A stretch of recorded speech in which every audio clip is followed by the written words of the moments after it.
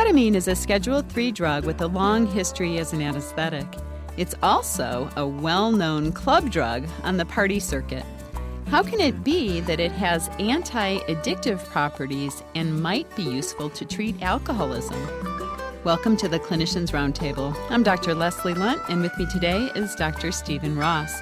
Dr. Ross is the director of the Division of Alcoholism and Drug Abuse at Bellevue Hospital, as well as the associate director for addiction fellowship training and assistant professor of psychiatry at the NYU School of Medicine. Welcome to ReachMD, Steve. Thank you, Leslie. Thank you for having me. Ketamine appears to be a contradiction. Here it's a drug of abuse and a treatment of abusers. Why don't we start with the background, Steve? Has it really been around for more than 40 years? It has. It was first synthesized in 1962 by the American chemist Calvin Stevens at the University of Michigan. And actually at the time when PCP was actually available as an anesthetic, and during this period PCP was found to be too psychotogenic, that patients would wake up and be floridly psychotic. And they were looking for something that was less psychotogenic and had a shorter half-life. So they were able to come up with ketamine in 1966. It was then patented by Park Davis, the pharmaceutical company. And then in 1970, it was FDA approved as an anesthetic in children, adults, and the elderly, and really has been available since then.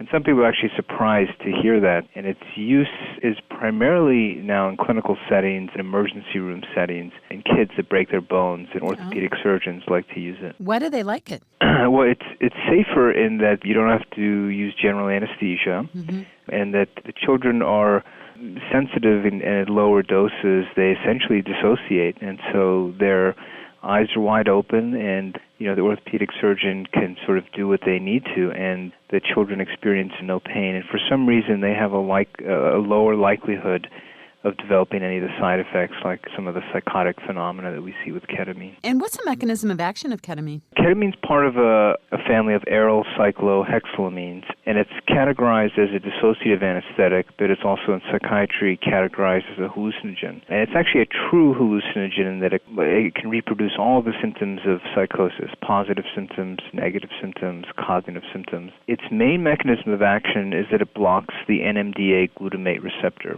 That's one of the ionotropic glutamate receptors, and that mediates its dissociative, psychotogenic, analgesic, and psychospiritual effects. But in addition, ketamine is sort of a dirty drug in that it has other mechanisms as well. It has opiate-like effects. It affects the mu receptor. It has stimulant-like properties. And so some have actually quoted as saying it has alcohol-like intoxication, cocaine-like stimulation, opiate-like calming, and cannabis-like imagery.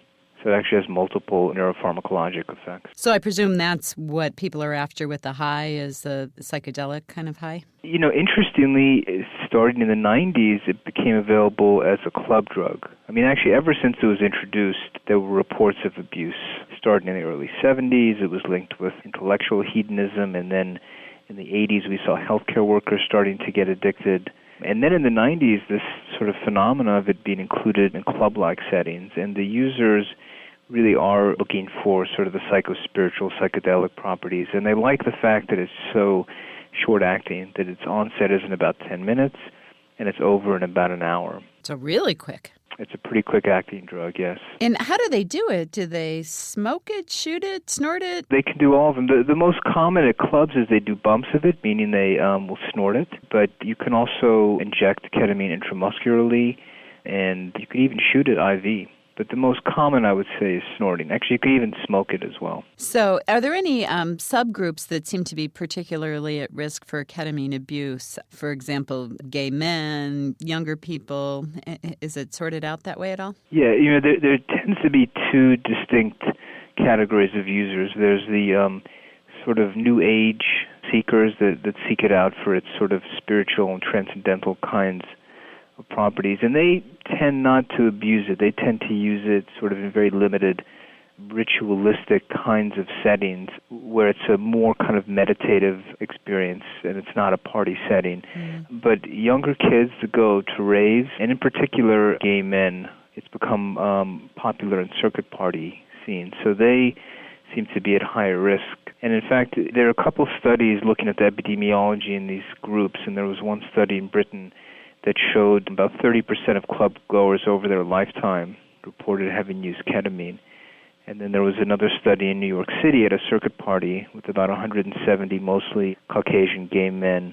And ketamine was the most popular drug used at this particular party. Ecstasy was first at about 70%, but number two was ketamine at about half of all people who attended this party used ketamine. Okay, I'm showing my age now, but I have no idea what a circuit party is. How embarrassing. So a circuit party is one of these 72-hour parties. It usually involves a group of gay men. They tend to be affluent, tend to be more Caucasian, and they will pick a place as a retreat. And it's a 3-day party. And there's a lot of club drugs that go around: ecstasy, ketamine, also crystal meth are big at these kinds of parties, GHB. There's a lot of high-risk sexual activity that can go on at these kinds of parties. So there's sort of the equivalent of a rave, but specifically for gay men. I'm not sure if we have those in Idaho. Just joking. Yes. Now, ketamine has been looked at as an antidepressant, right? That's correct. In fact, within psychiatry, that's where you really will see it a lot now. Starting with John Crystal's a researcher at Yale, who's looked at ketamine to help elucidate the NMDA antagonist hypothesis of schizophrenia. And he was interested in blocking the NMDA receptor and how it relates to psychotic symptoms. And as a serendipitous finding in his research, some of the participants reported acute reductions in depression. And this really led the groundwork. There's now been a couple randomized controlled studies that have looked at this, one by Carlos Zarate at NIMH and a couple other people. And ketamine is the only agent we know that can affect acute reduction in depressive symptoms in patients with major depression. And it appears that about 60% of people with major depression respond with one dose, one time, and it can last up to 2 weeks. So there's a lot of excitement now about how ketamine might be able to help us take a look at the biological basis of depression. And it really seems to be a truly novel psychopharmacologic effect with depression, and probably its most promising future indication. If you're just joining us, you're listening to the Clinicians Roundtable on ReachMD XM 157, the channel for medical professionals. I'm Dr. Leslie Lundt, your host, and with me today is Dr. Stephen Ross. We are discussing the possibility of using ketamine to treat addictive disorders. So, Steve, how might ketamine be useful to treat addiction? It seems so counterintuitive that a drug that makes you high could possibly keep you from getting high, or from using anyway. Well, it's a real sort of interesting dilemma because we know ketamine's addictive. We know that it lights up the parts of the brain, such as the nucleus accumbens, that mediate reward and addiction. We know it increases dopamine transmission in the vital reward-related areas, such as the ventral tegmental area and the nucleus accumbens. So it's interesting that there's a researcher, Yevgeny Krupitsky, who's from Russia, who starting in 1985 developed a technique using ketamine called ketamine psychedelic psychotherapy. And from 85 to 2002, until ketamine was made illegal and banned in Russia, he treated over 1,000 alcoholics and then heroin addicts with ketamine, and had some pretty interesting findings. So in one study in the 90s, he gave ketamine as a one-time dose to alcohol-dependent patients, in addition to their standard, psychotherapy and other treatment for addiction, and compared them to the control group, or a group that was getting treatment as usual in the clinic, and found that 66% of the ones that got the one-time ketamine dose integrated into a meaning-oriented type of psychotherapy were sober at 1 year, and the control group, 24% were sober.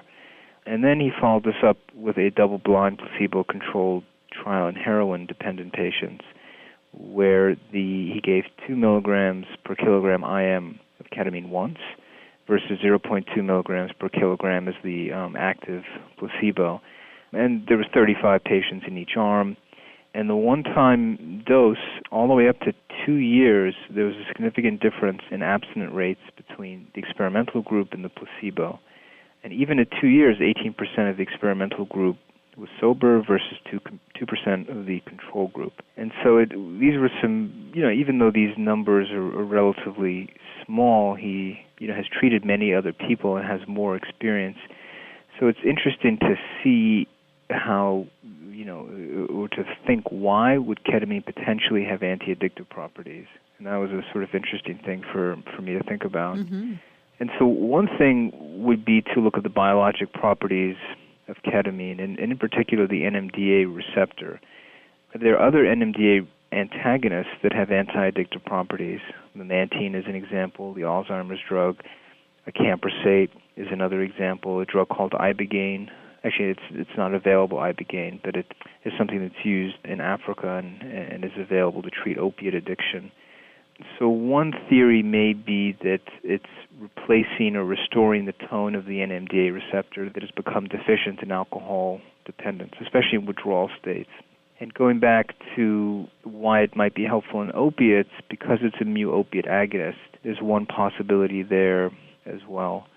Other possibilities have to do with altering glutamate transmission. Glutamate is really emerging as a neurotransmitter that is abnormal in the addicted state, that it's hyperglutamatergic responses to drug cues and hypoglutamatergic responses to biologically oriented ones. So people are looking at how to alter glutamate. And a very interesting thing about ketamine is even though it blocks the NMDA receptor, there is some evidence that it actually may increase glutamate function by blocking GABAergic receptors that are normally inhibitory on glutamate ones. Although this is speculative, it's led some to think that blocking the NMDA receptor is what mediates the anti-addictive properties, and the parts of it that lead to hyperglutamatergic responses and other glutamate receptors might mediate its addictive liability. Mm-hmm. Again, quite speculative. That's the biologic side of things. Now, some would say it helps in addiction because it makes depression better, and that it's an indirect response. And there's some data to suggest this. And then, to me, the part of it that's very interesting is that these sort of very pronounced psychospiritual effects.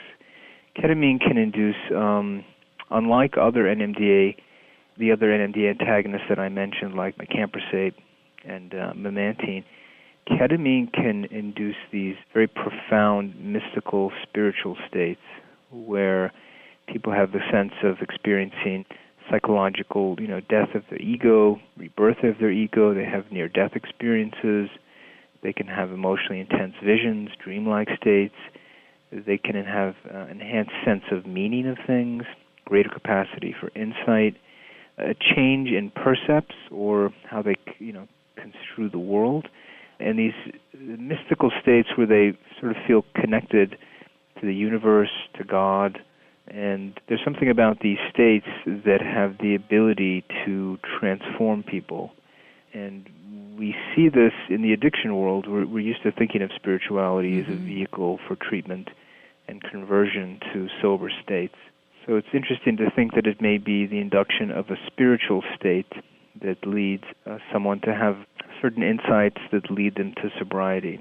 After just one dose? It seems implausible. And one thing about the Krupitsky studies is he doesn't say exactly what kind of addiction treatment they get afterwards. And it would seem to me that one dose would be unlikely, but we hear people, you treat enough addicts, they will tell you about a very significant incident and almost dying from drugs or some other kind of very powerful transformative event that change them forever. And so it's possible that if the experience is intense enough, maybe it changes people, but more likely that it may lead to a change in behavior for a period of time. And then it may be that if this ever were to become available as a treatment, it would need to follow like an ECT kind of model where you'd have to dose it repeatedly to integrate the experience, to have booster sessions, if you will, if it were to be found helpful. Well, thank you so much for being on our show today. My pleasure. Thank you for having me. We've been speaking with Dr. Stephen Ross at NYU about the possible use of ketamine to treat addiction.